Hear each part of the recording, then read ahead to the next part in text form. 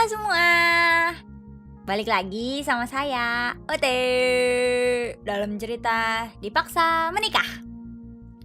Kali ini cerita Intan dan Riko sudah masuk bab ke 23. Weh. Yuk kita lanjutin yuk bareng-bareng.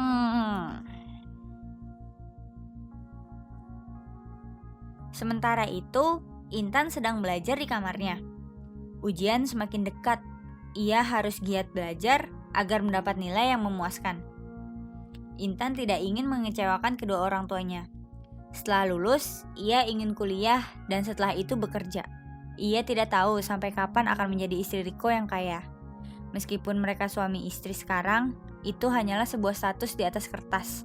Karena mereka tidak ingin mengecewakan Pak Bambang dan Pak Ramli. Intan dan Riko terpaksa melakukan pernikahan ini. Riko tidak ingin mengecewakan Pak Bambang yang sedang sakit. Sedangkan Intan tidak berani melawan Pak Ramli yang keras kepala. Riko memperlakukan Intan dengan baik karena ia memang berhati baik. Ia juga sadar kalau sekarang Intan istrinya. Jadi, ia bertanggung jawab sepenuhnya terhadap Intan, baik menafkahi secara materi, melindungi, dan menjaganya. Intan pun melakukan tugasnya sebagai istri. Ia memasak, membersihkan rumah, dan tidak pernah melawan apapun yang diucapkan Riko.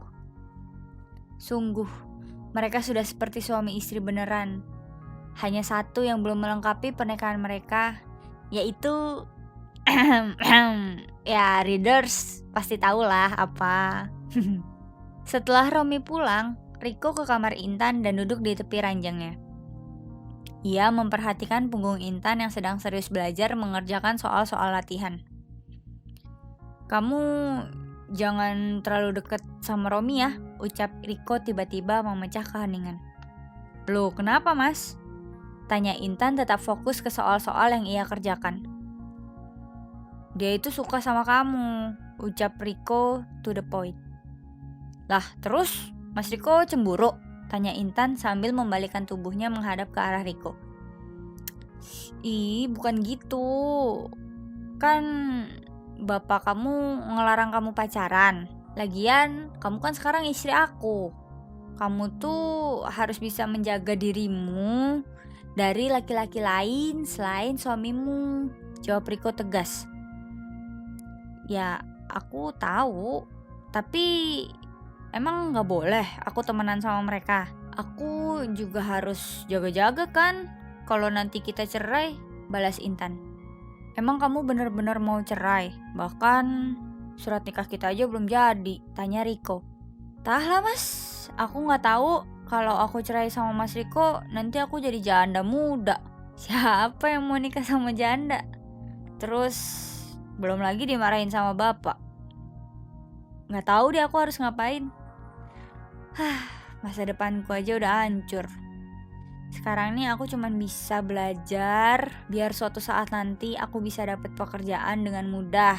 Terus aku bisa nopang hidup aku sendiri," ucap Intan lalu air matanya menetes. Ia benar-benar tidak menyangka kalau hidupnya akan seberantakan ini.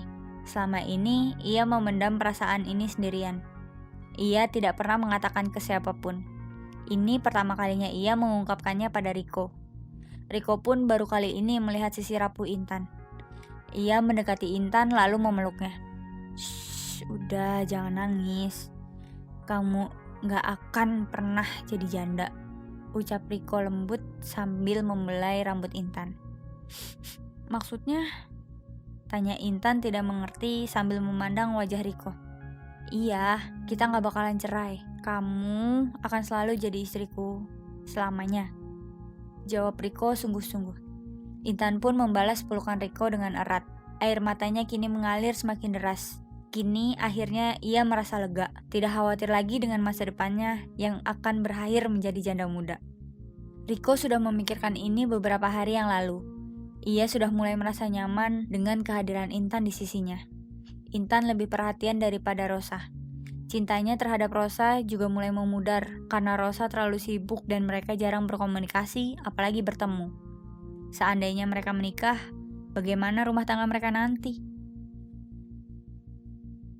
Oke, cerita Intan dan Riko sampai sini dulu ya. Sampai jumpa di bab berikutnya. Terima kasih sudah setia mengikuti cerita Dipaksa Menikah. Sampai jumpa. Bye-bye.